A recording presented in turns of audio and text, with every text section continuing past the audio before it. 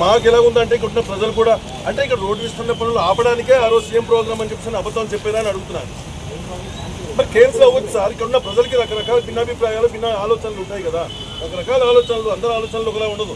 కానీ ఇక్కడ ఉన్నటువంటి అధికారులందరూ కూడా ఇక్కడ మా గిరిజన ప్రాంత ప్రజానికానికి తప్పుతో కాదన్నారు కాబట్టి మీ పని మీరు చేయండి సార్.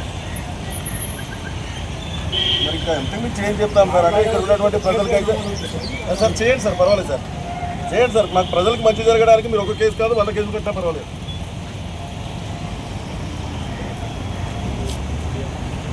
మాకు కావాల్సింది మంచి జరగాలి, ప్రజలకు మంచి జరిగితే చాలు సార్. మీరు ఇన్ని కేసులు కట్టండి సార్. అంతకుమించి ఇప్పుడు ప్రతి ఒక్క అధికారికి కూడా ఇప్పుడు మరి కేసులు కట్టాలి కదా. ఇక్కడ ఉన్నటువంటి ప్రజలకు ఏ రకంగా తప్పుదోవ పట్టిస్తున్నారు. ప్రతి మేము 100 అడుగులు రోడ్డు విస్తరణ పనులు చేస్తామన్నారు. ప్రజలకు ఇచ్చిన మాట తప్పుతున్నారు కదా. అంటే ఇప్పుడు ఇక్కడ ఉన్నటువంటి ప్రజలందరికీ ఏం మాట ఇచ్చారు? మేము ఖచ్చితంగా ప్రతి శనివారం మేము మీ పని మీరు చేయండి సార్, మీ పని మీరు చేయండి. మేము ఇక్కడ రోడ్డు విస్తరణ పనులు చేపట్టాలి, ట్రాఫిక్ అంతరాయం మీరు కలిగించొద్దని మేము అడిగినప్పుడు మీరు అరెస్ట్ చేస్తామంటే చేసుకోండి సార్.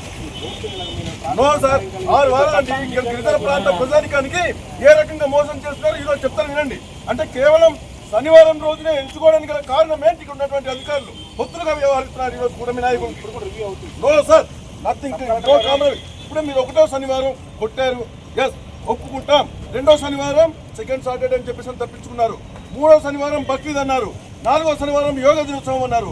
5వ శనివారం సీఎం ప్రోగ్రామ్ అన్నారు.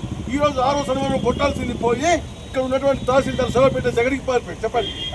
నో లేదు సార్, న్యాయంగా వెళ్తే పనులు జరగట్లేదు. న్యాయంగా సార్ చట్టానికి మేము చట్టాన్ని చేతిలో తీసుకున్నామని మీరే అంటున్నారు. సరే మా పని మేము చేస్తున్నాం కదా, మేము అడ్డగోలుగా వెళ్తున్నాం, మీ పని మీరు చేసుకోండి, కేసులు కడతారు కదా. ఆ అధికార పార్టీ నాయకులు కొమ్ముకాయండి. మీరు అక్కడ ఉన్నటువంటి టీడీపీ నాయకులకి ఇక్కడ ఉన్నటువంటి అధికారులందరూ అమ్ముడిపోయి పనిచేస్తున్నారు. నేను అందుకనే సార్ ఇప్పుడు కంటెంప్ట్ ఆఫ్ కోర్టు, ఇది కంటెంప్ట్ ఆఫ్ కోర్టు కాదా అని అడుగుతున్నాం. మేము కోర్టు ధిక్కరణ కాదా? మీరు కేవలం ఇక్కడ ఉన్నటువంటి అధికారులు కేవలం శనివారం రోజు మాత్రమే రోడ్డు విస్తరణ పనులు చేస్తామని చెప్పడానికి కారణం ఏంటో మాకు తెలియజేయాలి సార్. అంటే ఒక ప్రణాళిక ప్రకారం 1వ శనివారం అంటే 2వ శనివారం సెకండ్ సాటర్డే